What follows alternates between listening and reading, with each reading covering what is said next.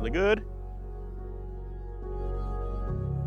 Now, mental health has a sharper decline after the age of 30, and it may be for a multitude of reasons. You have new challenges in your life, have a family, kids, job, financial responsibilities. A lot of different life stressors start to affect you after the age of 30, and it doesn't really stop. And for men especially, things such as social isolation really starts to ramp up a little bit more for those same reasons.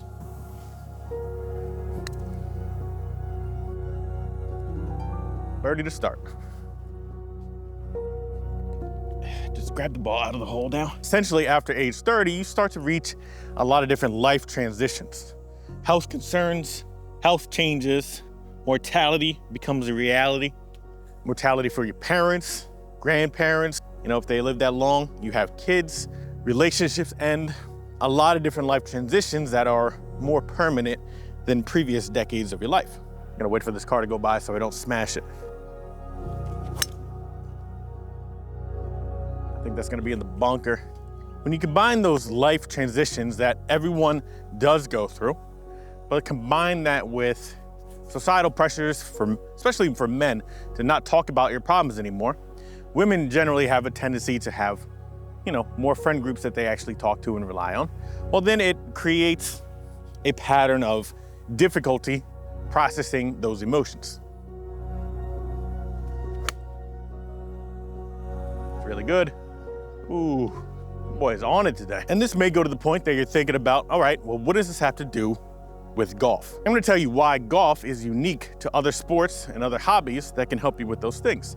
But it's also not unique where this can't be applied to other areas and other activities in your life.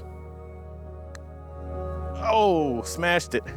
This is why I hate chipping putting out of the fringe, because I can never gauge it right.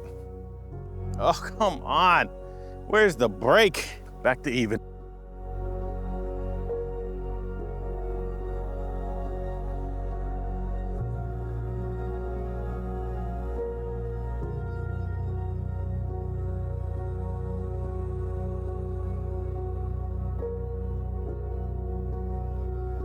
By the way, this video is brought to you by the idea proposed to me from Bag Boy, this push cart, which they sent me around a month ago, but it's been snowing, so I haven't really been able to use it.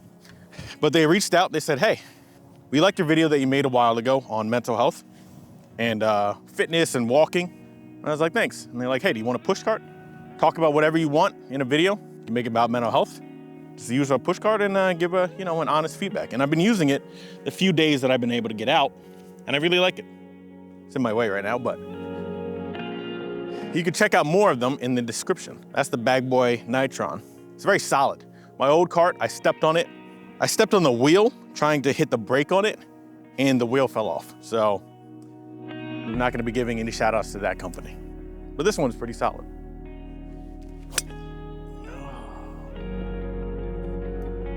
So far, right? Golf has a very unique feature where it combines a lot of different elements that I try to teach people in therapy all the time of one, getting outdoors, social interaction. It can be enough social interaction for introverts and extroverts, physical activity, also good for your mental health, and being able to be mindful, which is one of the most important parts that let's talk about a little bit more. This doesn't feel like 200 yards. That's short. Now, that's not to say that golf is the only thing in the planet that can be applicable to those things, but golf is a low intensity activity, which is also good for managing stress. And then you combine stress of the world and your job and social media and all those different things that can distract you from being happy. Well, golf can bring you back into being mindful. And mindfulness is essentially, how do I be present in the here and the now? Let's talk a little bit more about that. Pretty good. Could be better, but still pretty good. We have a chance. Now, we live in a world where it's very easy to get overconsumed with what's going on in the media, social media, across the world, in your backyard. And it can get lost in thinking about, all right, well, what do I actually need to focus on for me?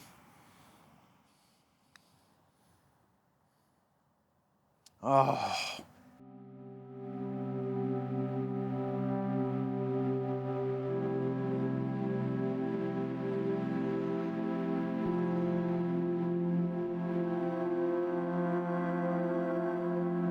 So the usefulness of golf is being able to combat all of those things in one activity. Stay up, please. By being able to have 4 hours of relaxed, present, focused time, that's very valuable for a lot of people. I'm gonna give some shout outs to comments that people made before when I posted about this. It can be very easy to get overwhelmed by everything going on nowadays. But golf, thankfully, is something that you can also play for a very long time. You can play it for right up until 90 years old.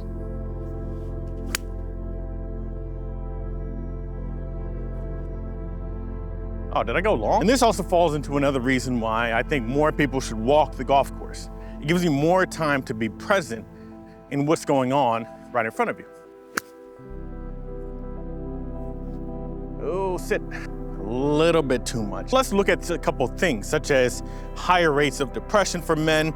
If you see men nowadays, the loneliness epidemic is really starting to take hold, because you see a lot of men online that are talking about whose fault it is that you are lonely or broke, right? And then they're making it that there's what we call scapegoat theory, that somebody else is at fault.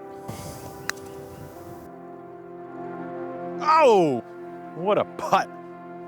Now, there may be reality that there are certain things that are outside of your control, but there are things that you can start to control a little bit better. Let's take loneliness, for example, because most men are struggling with that nowadays. Because loneliness, there's an illusion to it where I'm online, I feel connected to other people, but I still feel lonely. Well, that's because being online is not necessarily going to combat your loneliness. It can help, but getting out and interacting with people in real life is very important for your mental health. But it's a thing that is becoming more and more limited for a variety of reasons. I'm working more often. I need to work more to actually pay the same amount of bills that I did 10 years ago. Those things are outside of your control. But combating loneliness, well, that's within your control. Is that enough?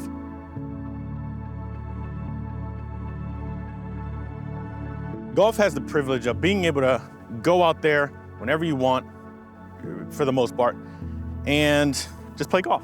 I can interact with people, but I don't have to, such as me right now, except for interacting with you. But if you have no friends, I know if I go to the golf course, I could play with random people, maybe become best friends with them. And that's a very valuable skill that is very important nowadays. Decent putt. There's a lot of other sports that you can do that, but those may have a tendency to be group sports. Golf is not a group sport, but you can do it in a group.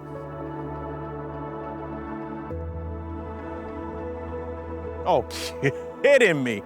This is also a very valuable thing for women, that there's a lot of women groups that do go golfing, or you can just combine with men.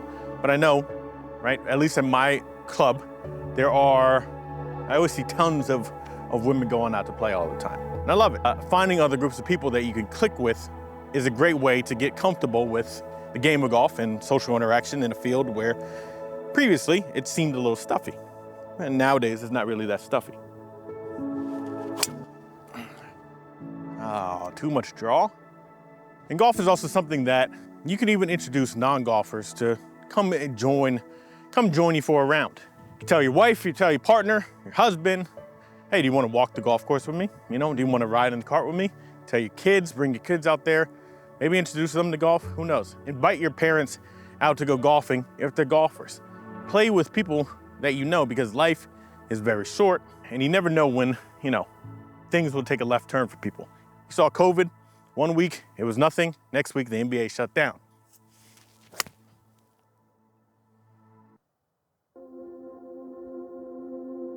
Oh, bad bounce.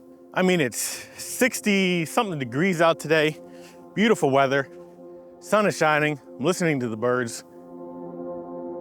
It's hard to get better than that.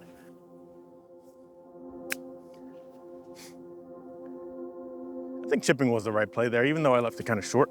I had another subscriber make a comment before how golf helps him manage his anxiety and his sobriety. And I love that, right? Golf is a great sport that I wish more people that want to be sober got into. Because one of the big things when I worked with sobriety, I still do, but when I specialized in sobriety, worked in a rehab, was how do we get structure? How do we get a routine? And how do you get more, mental health management? And golf is one of those things that can give you all of those.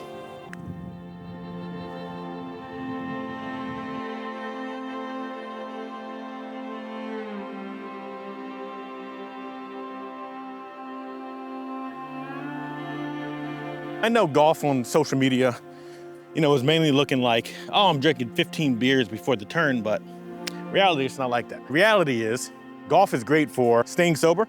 You can build a sober network of people that play golf. They help you stay sober because, hey, I want to golf. So it's a great way for social activity as well, which most people that are struggling with sobriety, well, you need a sober network. I was dead straight, which is fine, but I wanted more of a draw on it. Golf is really good for depression. You get outdoors, you get some sunshine in your life. You focus your mind. Golf is great for anxiety. You focus your mind, you be more present. Stress management, even though it can be stressful. Physical activity. It's really a miracle how much that I can actually do. And I'm not just kind of exaggerating that, but it is a kind of therapy. It's golf therapy.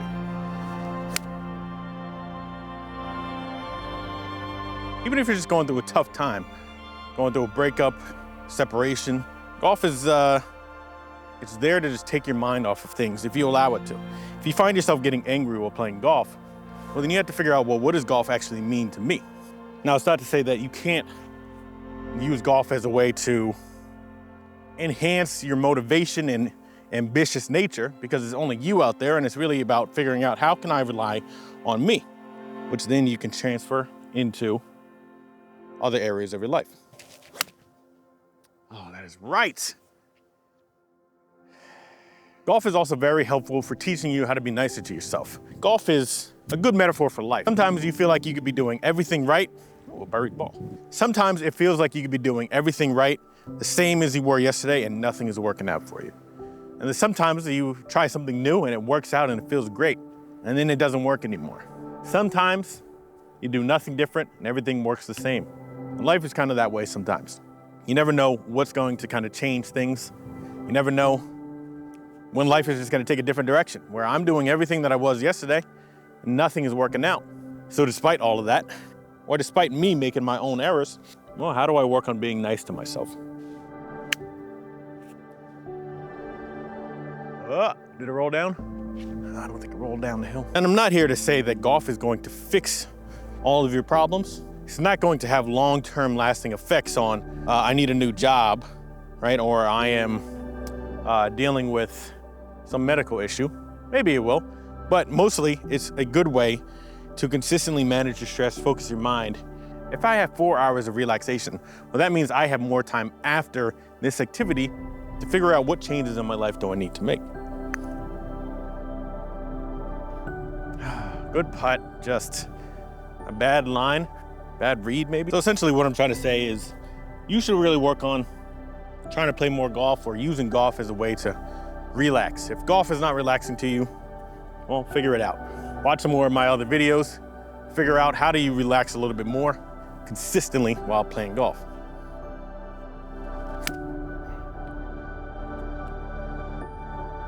Is that too far? No.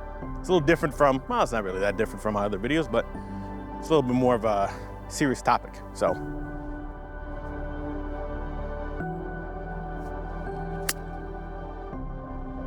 Yep. Oh, lucky bounce.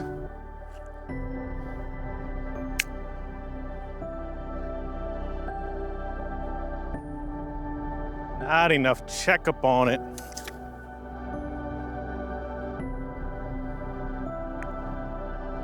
Hold it.